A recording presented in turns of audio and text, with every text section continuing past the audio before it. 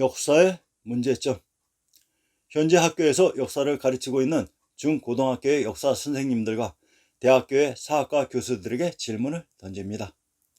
당신들이 가르치고 있는 소위 밥 벌어먹고 있는 역사 내용 누가 만드는 것인지 알고 있습니까?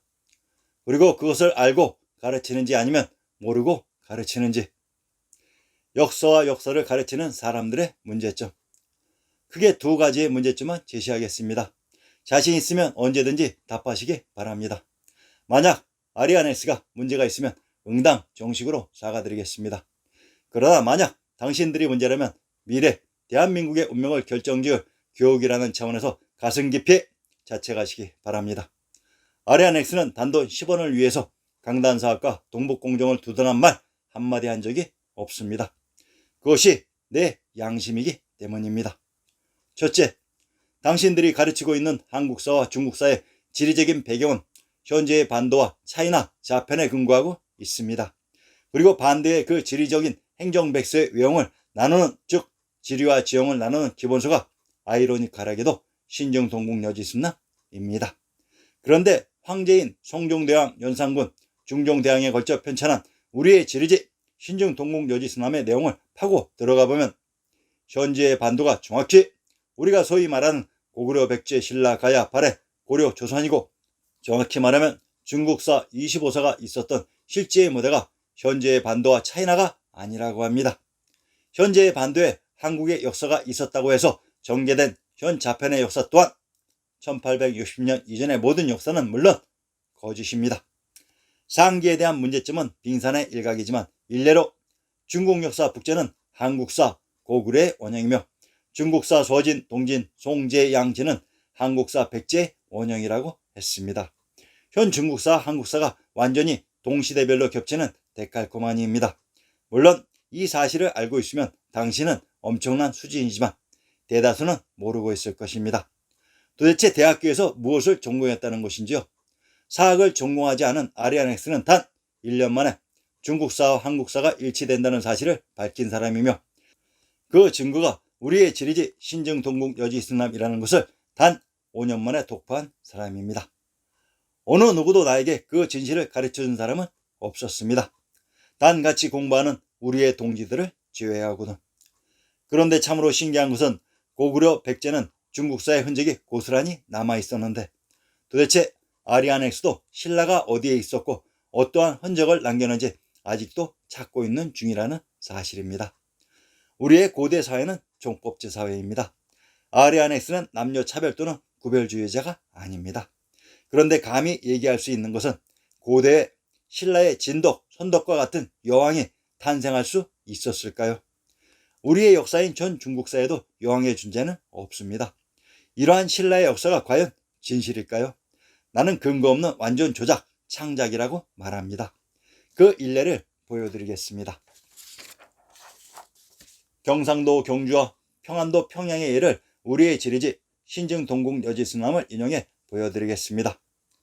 경상도 경주의 군명을 진한, 설화벌, 사로, 신라, 낭랑, 계림, 월성, 동경, 금호, 문천이라고 합니다. 평안도 평양의 군명을 조선, 왕검성, 기성, 낭랑, 장안, 소경, 소도, 호경, 유경이라고 합니다. 경상도 경주의 군명도 낭랑이고 평안도 평양의 군명도 낭랑입니다. 한자 지명의 특징은 고유명사로 절대 중복되지 않아야 된다고 했습니다. 경주와 평양 중 어디가 한사군이 있었던 낭랑군인가요? 그리고 평양의 군명 호경은 중국사 황제고 주나라의 수도였습니다. 그리고 평양의 군명이 장안이라고 합니다. 나는 역사서 평양이 장안인 이유를 알고 있습니다.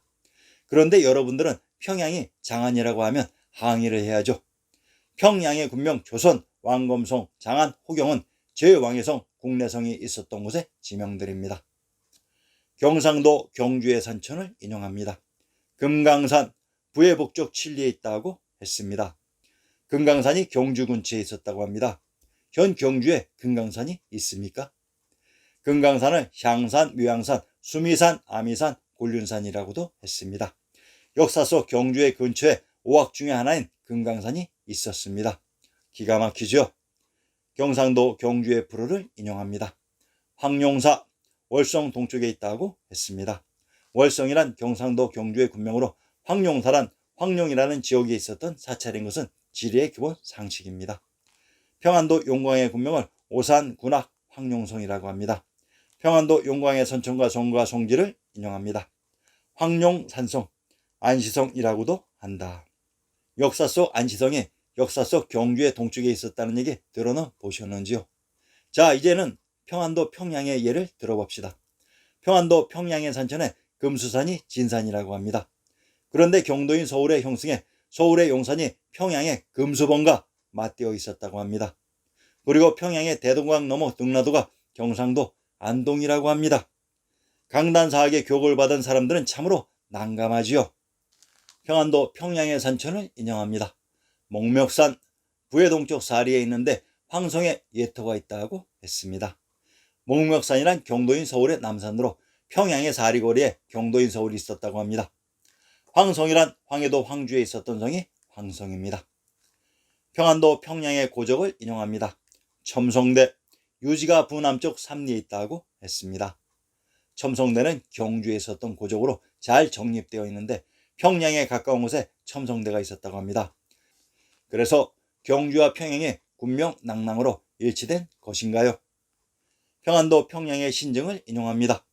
장안성, 대성산 동북쪽에 있다고 했습니다. 그래서 평안도 평양의 군명에 장안이 등장했던 것인가요? 상기의 경주와 평양은 일례입니다. 우리의 지리지 신증 동국여지스남의 내용과 현재의 반도의 지리적인 위치는 정확히 100% 불일치합니다. 그것도 엄청난 편차가 발생합니다. 이러한 지리적인 모순에 기반하여 전개된 한국사, 중국사, 일본사가 과연 진실을 얘기하고 있는 것일까요? 나는 아직까지도 신라의 역사 원형이 어느 곳인지 찾고 있습니다. 그리고 찾을 수가 없습니다. 왜냐하면 신라의 역사는 누군가 일제강점기 역사를 조작한 니은들의 실제하지 않았던 창작소설이기 때문입니다. 둘째, 당신들 역사 선생과 교수들이 가르친 그 한국사를 만든 주체가 누구입니까?